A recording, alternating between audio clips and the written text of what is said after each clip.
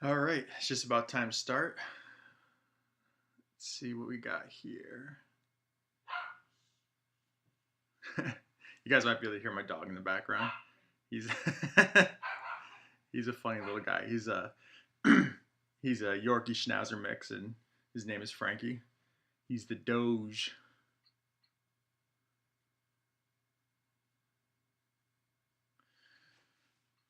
Man, it's been a long day. Been really wanting to do a video like this, but or not a video.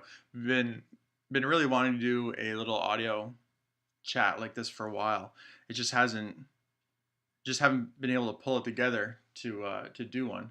So what I'm going to do is I'm just going to go through the questions and I'm going to try to answer them quickly. This is not meant to be a replacement for the roadmap. It's just to give you guys an idea of kind of where my head's at with this project, because I realized the other day that I haven't really been that clear with people outside of the core team. So hopefully this will be helpful. So I think I'm just going to go ahead and get started. All right, we've got Gene, American flag Gene, says, "Hi Luke, I want to thank you for all of your creativity, thank you, effort, and work so far. I think you have a great community developing with a bright future. I would like to hear more about potential use cases for Pigeon coins, how it will differ from others, and about the future marketing strategy. Looking forward to attending the live, blah, blah, blah. Best regards." Thank you, Gene. I appreciate that. That's very kind of you. So I guess we can just get started here. Pigeon coin is a cryptocurrency, first and foremost. But the way I'm looking at this is we kind of have two stages or two layers. We have what I would really like to solve, which is a huge problem. And it's the problem that came up recently with the Cambridge Analytica situation, where Facebook has been scraping people's personal data for years and then packaging it and selling it. And I think their case was a little bit different, a little bit more of a breach than it was like normal data collection. But in any case, essentially with those platforms, what happens is people get to use the platform for free in return for giving them their user data and how they use the platform and all that stuff. And what the company like Facebook does is they use that data to create, or actually they sell the data to marketers who then use the data, usually with machine learning, to put together psychographic profiles of everyone on the network and then deliver laser targeted messaging at nearly the individual level, which is completely unheard of before the Facebook platform existed. And so when you boil it down, the user is essentially saying, if I can use your platform for free, you can use the platform to influence the way I think and the way that I act. Which, when you think of it that way, it's really creepy. So that's the overall problem I want to solve. Eventually, I'd like to create a messaging or communications platform that is completely free of data collection and influence that anybody can use. And there are a lot of, first of all, it's a huge problem. I completely understand that this is a very large and difficult problem to solve, but we do have some ideas that are kind of interesting.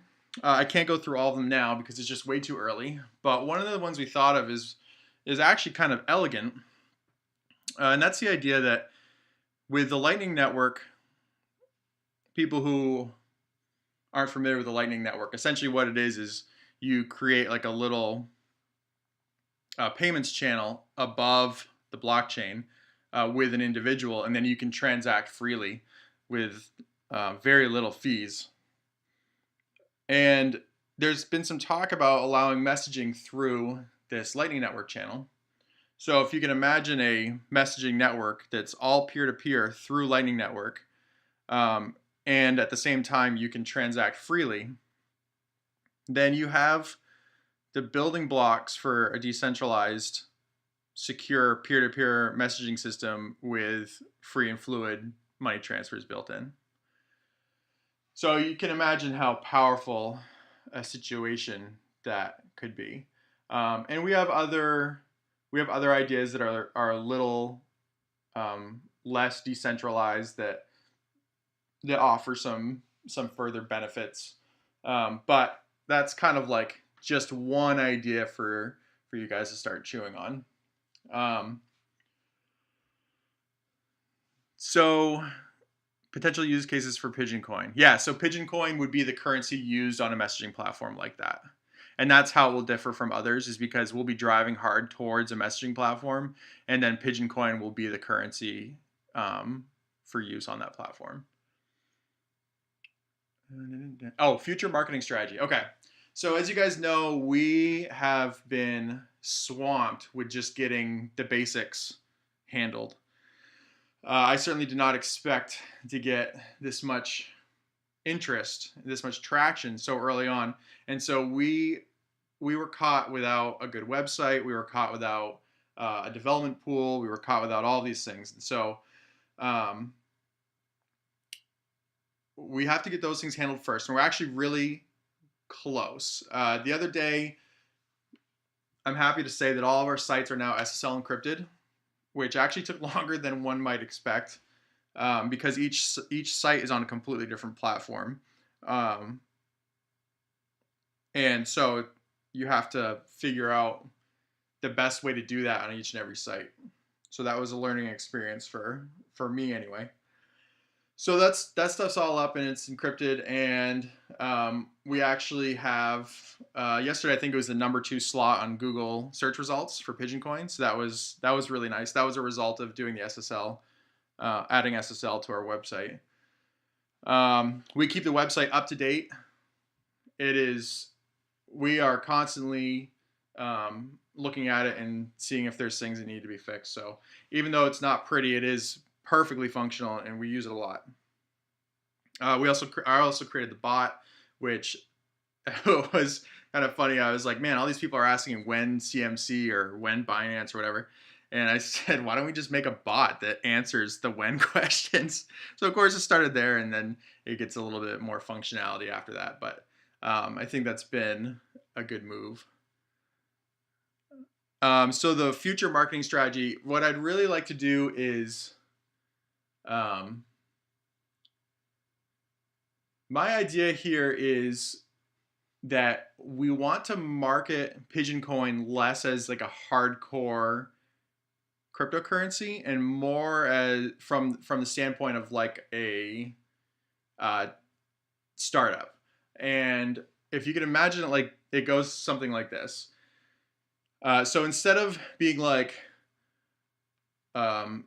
really hard, oh, this is a blockchain product, we've got all the dark backgrounds and blue lasers and when moon and like strap onto the rocket and go to outer space, like blah blah. Instead of doing that kind of thing, we want to go more of a traditional startup route, which is essentially this is the problem we want to solve, this is how we're going to solve it, and this is the software stack we're using.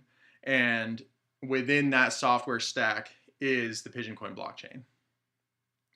So that's kind of like how I imagine it going in the long run. Okay, Nate Dog 3. I wanted to ask what the plans are to improve mining profitability compared to Raven and others. Okay, I'll answer that first. This is always a tough one because my job isn't to make Pigeon Coin profitable for miners. My job is to get Pigeon Coin to a place where it's solving real problems. And if I can do that, then the value will follow.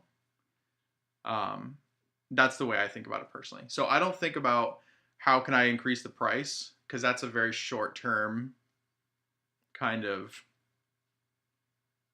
way of thinking. I think about how am I going to solve problems for people. And if I can solve those problems, then I truly believe that the price will follow. And then as far as price for miners, that's always going to be a free market thing, like it is with any other coin.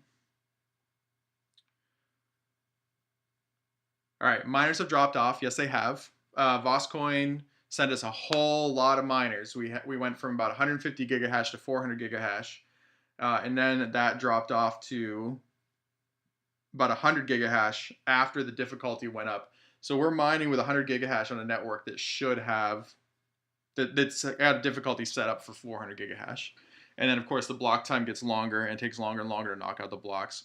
These things happen with just about every young cryptocurrency. I'm pretty sure something like this happened with Ravencoin, but I think that they were stuck for about a week and a half, if I'm not mistaken, trying to knock out blocks. Luckily for us, it's about 2 days. I think we're going to be in the clear in about 18 hours, if I remember right. So for the guys who are still mining and knocking out those blocks, I really appreciate it. Better website. Absolutely do need a better website. I don't disagree. The thing is there's a reason we don't have a better website. The reason we don't have a better website is because we need to prepare the brand identity and the content to put on the website. So that's what we're spending time on. And that's stuff that you guys don't really get to see, which is unfortunate. But we've been working in tandem with the stuff going on in contests, and there's some really great concepts in there, and it's really been sparking some ideas for message and brand identity. And so once that stuff's all done, I'm hoping to have that tied up in a week, which by the way is just obscenely fast for brand identity. Usually brand identity is something you can spend months on and should spend months on. But this is cryptocurrency. We kind of have to go at the speed of light here. And I have a lot of faith that we're going to get it right because we've got some great ideas and things are coming together pretty quickly. So fingers crossed that the brand stuff will be done end of next week. If not, I really want to tie it up the week after that. And then at that point, it'll be time to put the roadmap and the website together. And those are probably going to come out website first and then roadmap, or maybe even at the same time.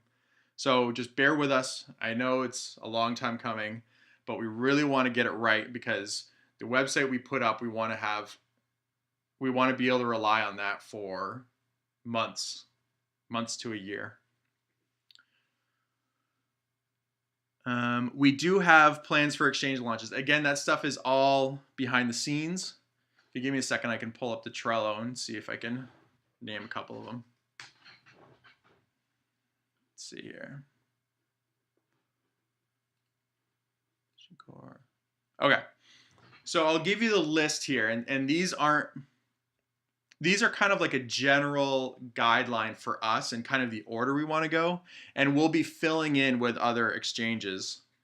So just keep that in mind. These aren't the only ones we're looking at. This is just like our hierarchy of exchanges. So the next one is Cobinhood. Then after that, it's Abu Coins, which is this little exchange that I'd never heard of. But what's interesting about them is they get us on what to mine. And they seem to be the easiest one to be able to get on what to mine. The next one is KuCoin, Bittrex. Then we really want to get on Shapeshift, OKEx, Binance, and then the Holy Grail, GDAX. We have that on the list. And a lot of you will notice that this list escalates really quickly, and is meant to give us very real goals, and we can fill in with other similar exchanges as we go along. But between you and me, I really like the Cobinhood platform. I really want to be on there. It seems like a good place to be. Also wallets. We're looking at Jax, and then one of our own, Adam. He has experience writing firmware for Trezor wallets. So we'd like to be on Trezor. We're also looking at Coinomi. They gave us a price which was really high, but they are definitely a wallet that we want to be on. Then there's Exodus, which I believe that's got built-in Shapeshift. So I'd like to be able to do Exodus and Shapeshift around the same time. Coinomi might as well. To be honest with you, I haven't used it, so I can't remember. And then we're talking about the Ledger Nano. So those are kind of the exchange listings and wallets. And of course, we reached out to CoinMarketCap. We'd like to be on there too soon. What else we got?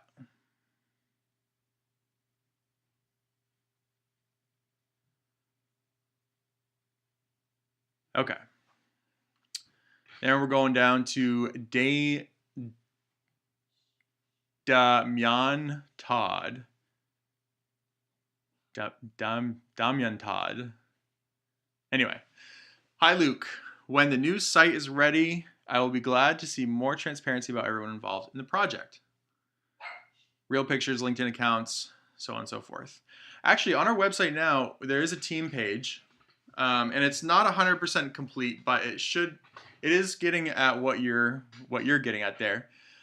We have real pictures of me, Gabriel, and Eric. That's me and the 2 core team members. And we also have our LinkedIn pages attached. And then we have support and dev. They're the same thing. I changed the name recently, and I, I still call these guys support, even though they are the developers.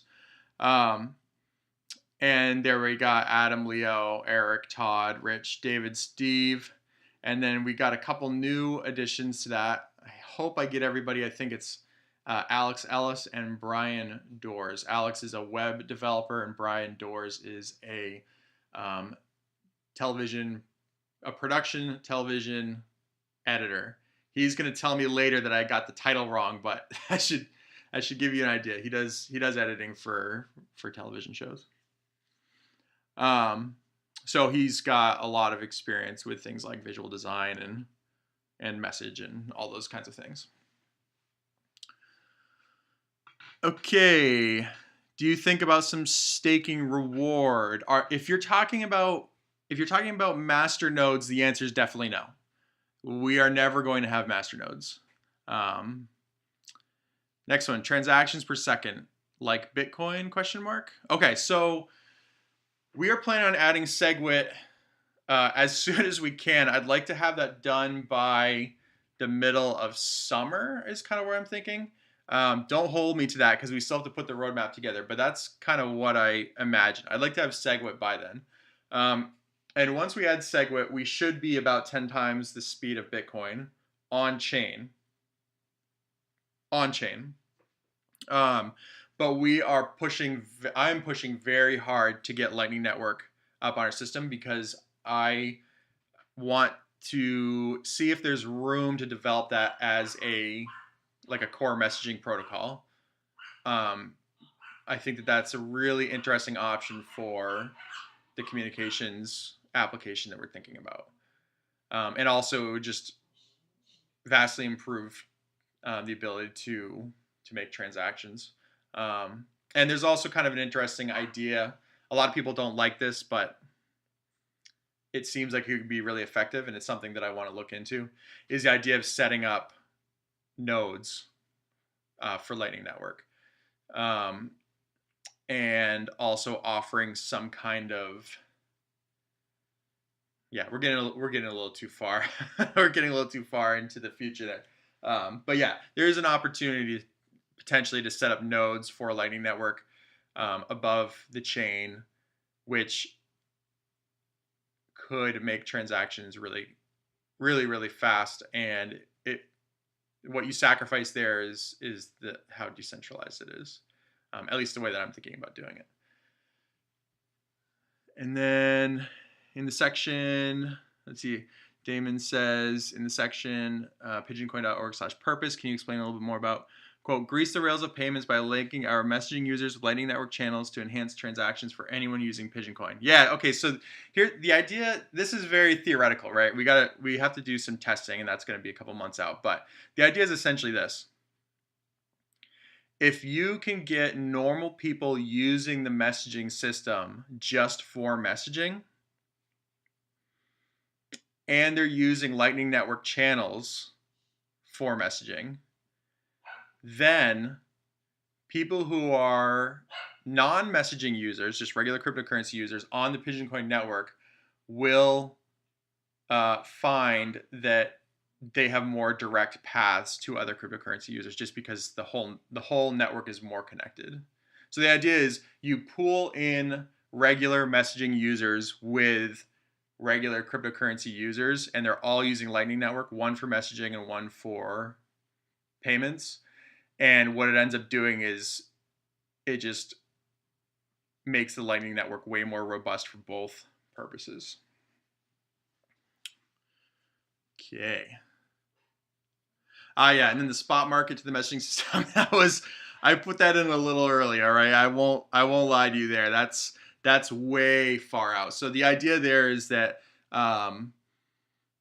in the future we are considering having an exchange that we are partnered very closely with, such that, and it would have to be a fiat pair, such that a messaging user who didn't really know anything about cryptocurrency could get onto our messaging network and place an order. They could exchange their own US dollars for cryptocurrency, and the liquidity for that would be provided by the traders on the exchange. And that's what the spot market is. It's just like somebody just buys at the market price.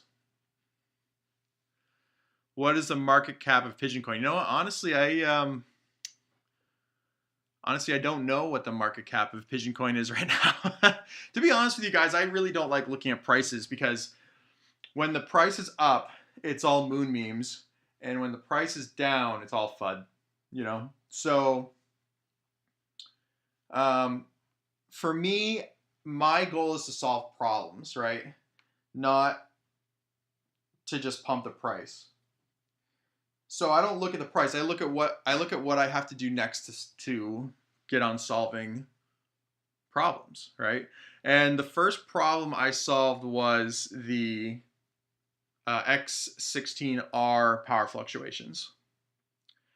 And what we're doing essentially is we're looking at the entire cryptocurrency experience and thinking to ourselves, man, this is way too complicated.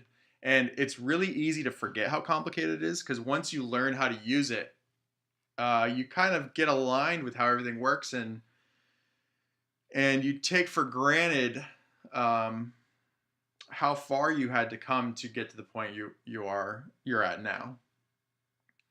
So I think we have some interesting ideas, and I'll share a couple of them with you now. I'm really interested in trying to change the pool fee into an investment. So right now, for miners, you connect to a pool and you pay this fee, and nobody likes paying this fee. Everybody looks for the pool with the lowest fee, and it's kind of like a race to the bottom for price. So my question is there a way you can turn that fee into an investment? And I'll just give you a hypothetical for you guys to think about. So let's say that we had a nonprofit foundation, and we set up a mining pool that paid out to the nonprofit foundation. And the idea was essentially whatever quote unquote fee there is goes to the development of Pigeon Coin.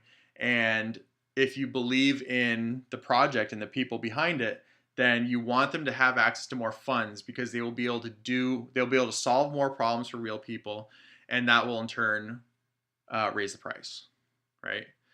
So imagine a situation where you can go to our mining pool. It's just for one coin. It's just for Pigeon Coin, and you set up your miner to mine with us, and you go to the website to check your payouts, and you've got your list of payouts and your hash rate and all that stuff, just like any other pool. But then below it, it has a list of projects that need to be funded, and it's got a little bar that shows the progress. Like, okay, we've raised 250,000 out of 500,000 Pigeon for this project.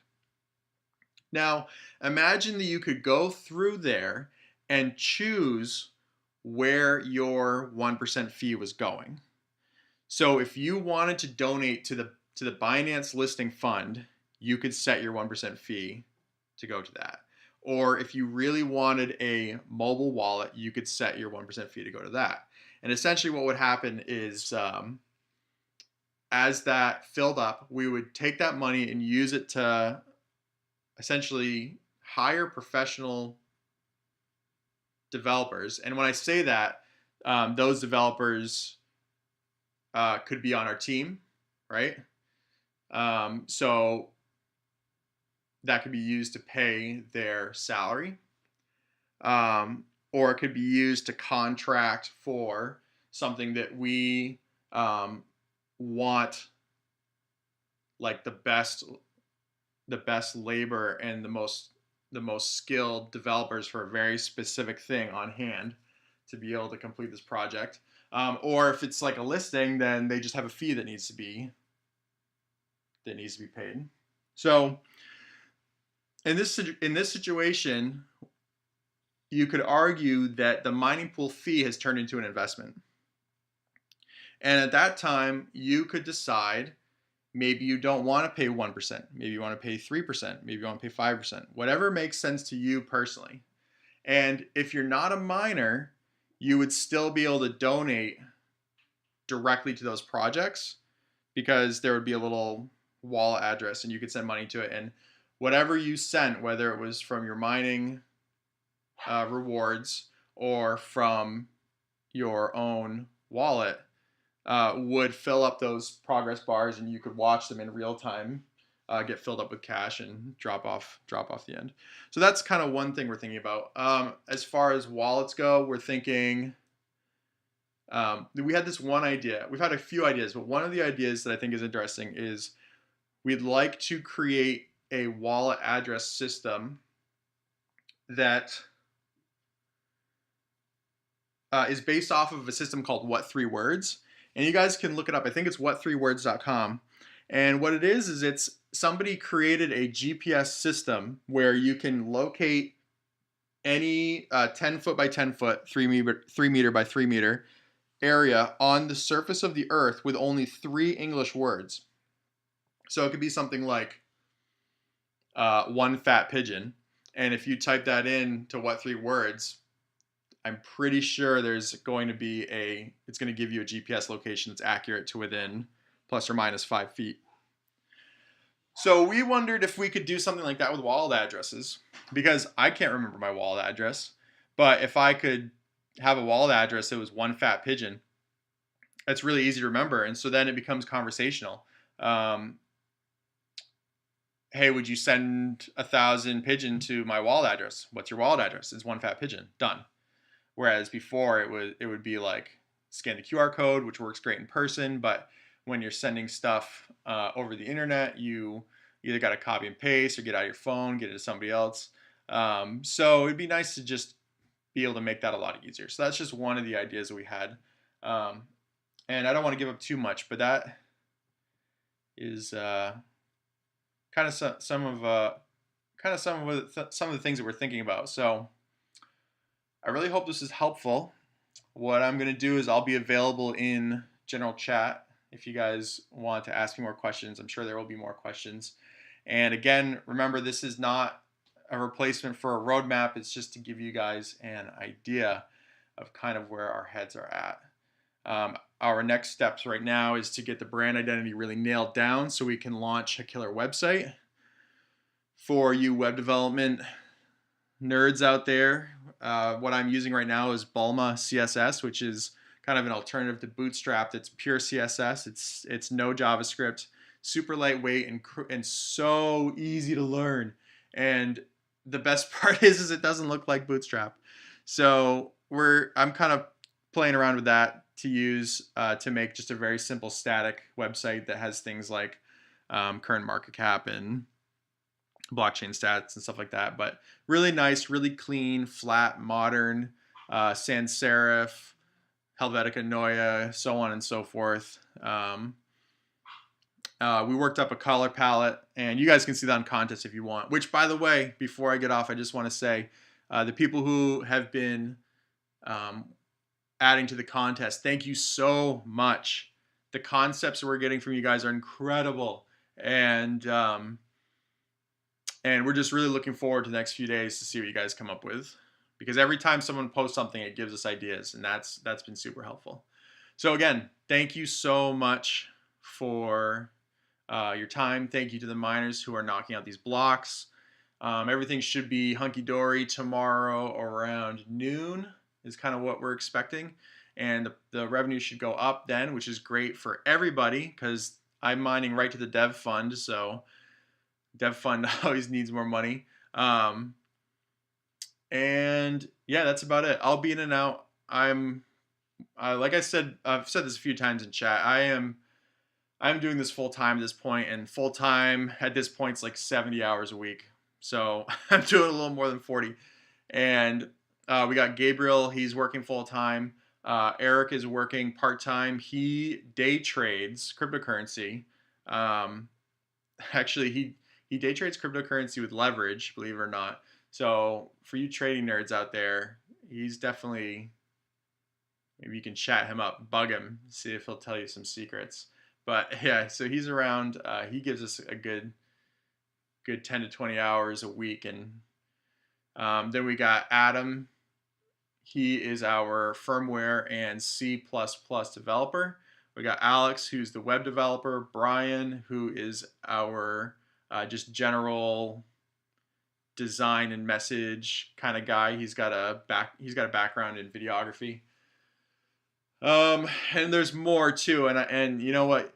I know if the dev guys are listening to this, they'll be like, "Hey, why didn't you mention me?" But I could just go on forever. Our team is incredible, and they put in a lot of time, and I could not do this without them. So thank you guys so much, and thank you to the community just for taking the time to check in and listen. All right, guys.